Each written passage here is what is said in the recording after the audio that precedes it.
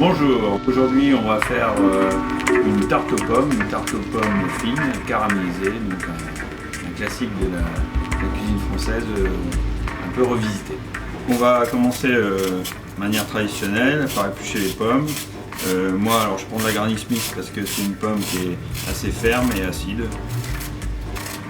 Après on va les émincer et on les positionnera sur un disque de pâte feuilletée. Donc j'utilise aussi cet ustensile qui s'appelle une cuillère à pomme parisienne. Ça permet de vider le cœur de la pomme de manière propre sans l'abîmer. Voilà.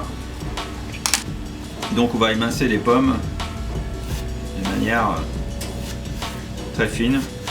Donc en laissant les pommes attachées les unes à côté des autres, et comme ceci.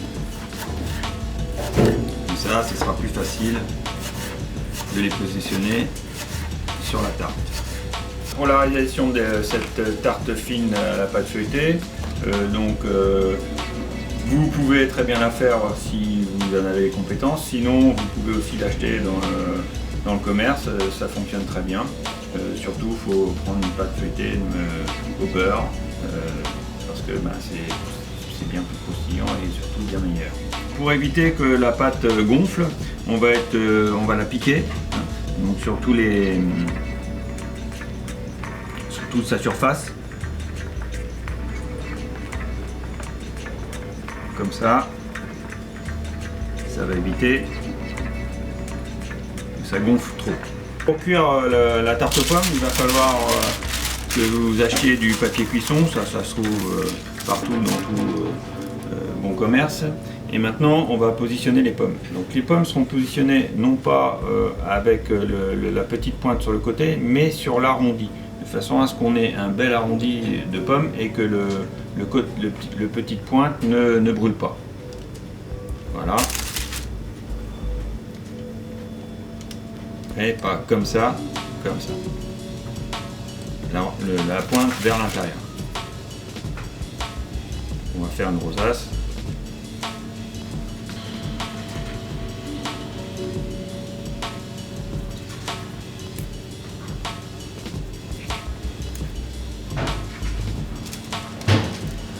On va mettre du beurre, des petites noisettes de beurre, de beurre frais, au lait cru de préférence, juste avant d'enfourner, et on va aussi mettre du sucre cassonade.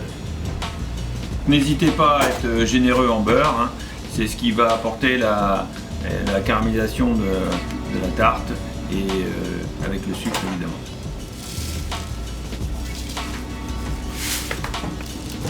Donc là on va mettre la tarte au four, dans un four assez chaud, on va dire 200, 210, voire 220, de façon à ce qu'elle cuise, et après on peut rebaisser la température par rapport à l'avancement de la cuisson de la tarte.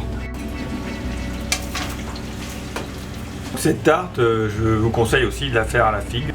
Donc pour la tarte à la figue, c'est à peu près la même technique, sauf que les figues, on va pas les mettre sur le bord de la tarte, on va les mettre un petit peu plus à l'intérieur. Vous prenez l'exemple, bon je prends l'exemple des pommes, mais vous coupez des rondelles de figues comme ça. Vous voyez, de manière à ce que les figues, la pomme ça se tient, les figues vont partir sur les côtés. La tarte à la figue, le piquage de la pâte, c'est pas le même que pour la pomme. Il faut que les bords se relèvent de manière à ce que le jus des figues reste à l'intérieur de la tarte. Donc on va piquer,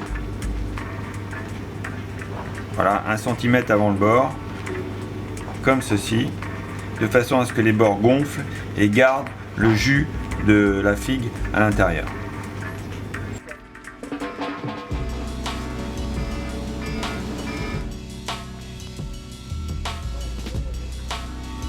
Je saupoudre de sucre un peu plus avec le beurre, et là on va obtenir une belle caramélisation.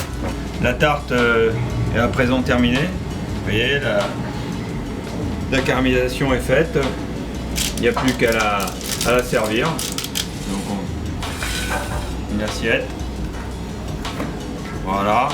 Donc c'est une tarte où on peut mettre servir avec soit un peu de crème fraîche. On peut aussi la flamber au calvados, il y a des gens qui aiment ça. Je fais chauffer un peu de calvados et on la flambe devant les gens. Et évidemment une boule de glace vanille ou une boule de glace cannelle, ça ira parfaitement avec. Donc j'espère que vous avez apprécié cette recette, cette petite démonstration, et à une prochaine fois donc au restaurant le Saotico.